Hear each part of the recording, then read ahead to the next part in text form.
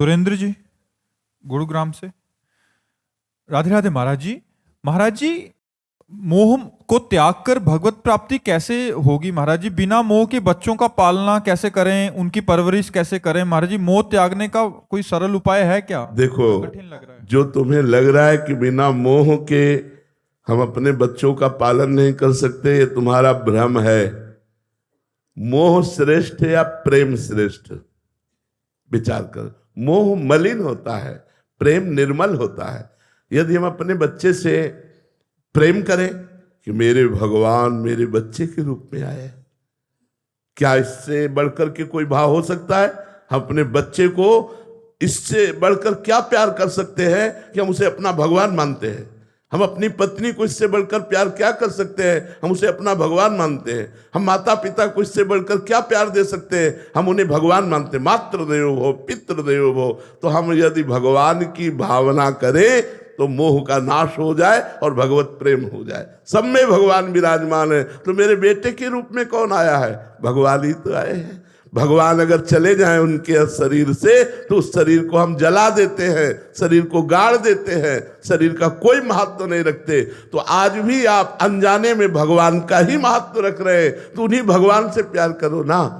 अपने बेटे के शरीर रूपी मंदिर में भगवान को देखो, मेरा परमात्मा इस रूप में आया है, और प्यार करो। आपकी भक्ति बढ़ेगी और भगवान की प्राप्ति होगी और बेटे का प्यार भी सुरक्षित रहेगा। मोह से बढ़कर के प्रेम है। मोह में तो अज्ञानता है, प्रेम में ज्ञान है।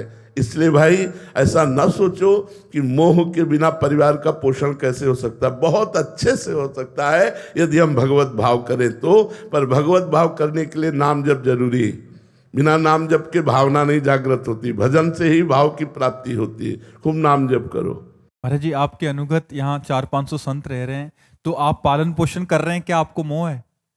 हमें जितना एक गृहस्थ अपने परिवार से प्यार करता होगा उससे करोड़ गुना प्यार है, करोड़ गुना।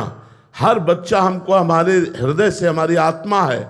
हर बच्चा बच्ची हमारी आत्मा है। लेकिन हम कभी पास नहीं बैठते, कभी हम ये नहीं कहते, दुलार नहीं करते। लेकिन हृदय से हमारा चिंतन, जैसे कछुआ अपने अंडे को जल में रह कर के चिंतन के द्वारा उसे परिपक्व कर देता है, ऐसे हम चिंतन के द्वारा अपने शिष्य या अपना परिकर या जो जहां भी रह रहा है वो चिंतनी शक्ति के द्वारा हम अपनी आत्मा मानते हैं। हम इनको बहुत प्यार करते हैं, पर हम प्रगट में प्यार नहीं करते। महाराज जी, ये तो बहुत बड़ा उदाहरण है कि बिना मोह के इतने जनों का पालन पोषण हो। और हर बच्चा अगर वो ईमानदारी से सत्य मार्ग में लगा है तो उसको अनुभव होगा कि मुझसे बहुत प्यार करते हैं। सबको अनुभव होगा जितने हैं कि हमको बहुत प्यार करते हैं, ये अनुभव होगा। जबकि हम कभी किसी से नहीं कहते हम तुम्हें प्यार करते हैं, कभी नहीं कहते। कभी पास बैठकर दुलार नहीं करते, और जब पास मिलेंगे तो बस एक दृष्टि से देख लिया, बस इतना ही बहुत हो गया। लेकिन प्रेम के द्वारा सबका पोषण होता है, मोह के द्वारा नहीं। अच्छा, आप इतने लोग बैठे हो, क्या हमारे प्यारे नहीं हो? क्या आप हमें प्यार नहीं कर रहे हैं? क्या मोह का संबंध है हमारा आपका? नहीं है। लेकिन इतना प्यार है कि हम तुम्हें कैसे बताएं। शुद्ध प्रेम चिंतन के द्वारा होता है। भगवत चिंतन करते हुए भाव में भर के जिसका चिंतन कर लिया उसका कल्याण हो गया, उसका मंगल हो गया। कल्याण होना, मंगल होना, दुखों का नाश हो जाना, यही बात है। ऐसे लाखों लोग हैं जो देश विदेश में रह रहे हैं। हो सकता है मैं उनको बाहरी ना पहचानता हूं, लेकिन वो भाव कर रहे हैं और उनका परिवर्तन हो रहा है, क्योंकि आंतरिक चिंतन से परिवर्तन हो रहा है। उसे प्रेम कहते हैं। महाराज जी, वास्तविक प्रेम तो गुरु ही कर सकते हैं।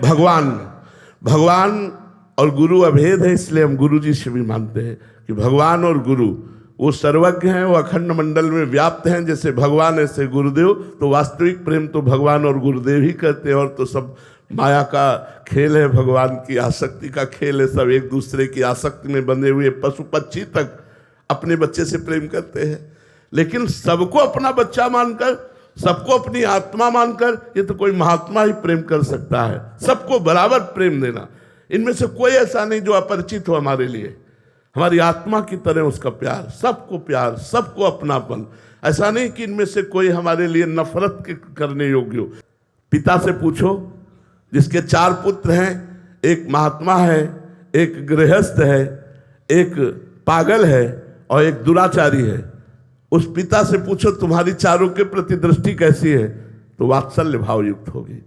वो दुराचारी को भी प्यार करता है, वो पागल को भी प्यार करता है, वो महात्मा को भी प्यार करता है, वो विद्वान को भी प्यार करता है। ऐसे ही हमारे दरबार में, हमारी श्री जी के दरबार में, हमारे लालजू के दरबार में, प्रभु के दरबार में घोर पापी का भी स्वागत है।